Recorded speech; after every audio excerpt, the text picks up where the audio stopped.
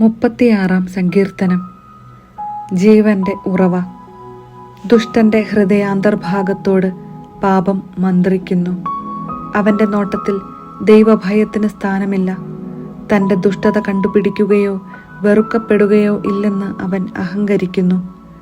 അവൻ്റെ വായിൽ നിന്ന് വരുന്ന വാക്ക് ദുഷ്കർമ്മവും വഞ്ചനയുമാണ്. വിവേകവും നന്മയും അവൻ്റെ പ്രവൃത്തികളിൽ നിന്ന് അപ്രത്യക്ഷമായിരിക്കുന്നു. കിടക്കയിൽ അവൻ ദ്രോഹാലോചന നടത്തുന്നു. അവൻ ദുർമാർഗത്തിൽ ചരിക്കുന്നു. തിന്മയെ അവൻ വെറുക്കുന്നില്ല. കർത്താവേ, അങ്ങയുടെ കാരുണ്യം ആകാശത്തോളം എത്തുന്നു, വിശ്വസ്തത മേഘങ്ങൾ വരെയും.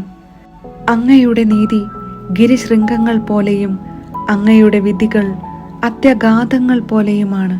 കർത്താവേ, മനുഷ്യനെയും മൃഗത്തെയും അവിടുന്ന് രക്ഷിക്കുന്നു. ദൈവമേ, അങ്ങയുടെ കാരുണ്യം എത്ര അമൂല്യം! മനുഷ്യമക്കൾ അങ്ങയുടെ ചിറകുകളുടെ തണലിൽ അഭയം തേടുന്നു.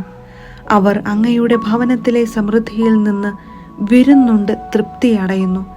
അവിടുത്തെ ആനന്ദധാരയിൽ നിന്ന് അവർ പാനം ചെയ്യുന്നു. അങ്ങിലാണ് ജീവന്റെ ഉറവ. അങ്ങയുടെ പ്രകാശത്തിലാണ് ഞങ്ങളുടെ പ്രകാശം. അങ്ങയെ അറിയുന്നവർക്ക് അങ്ങയുടെ കാരുണ്യവും നിഷ്കളങ്ക ഹൃദയർക്ക് അങ്ങയുടെ രക്ഷയും തുടർന്ന് നൽകണമേ. അഹങ്കാരത്തിൻ്റെ പാദങ്ങൾ എൻ്റെ മേൽ പതിക്കാതിരിക്കട്ടെ. ദുഷ്ടരുടെ കൈകൾ എന്നെ ആട്ടിയോടിക്കാതിരിക്കട്ടെ. തിന്മ ചെയ്യുന്നവർ അവിടെ തന്നെ വീണുകിടക്കുന്നു. എഴുന്നേൽക്കാനാവാത്ത വിധം അവർ വീഴ്ത്തപ്പെട്ടിരിക്കുന്നു.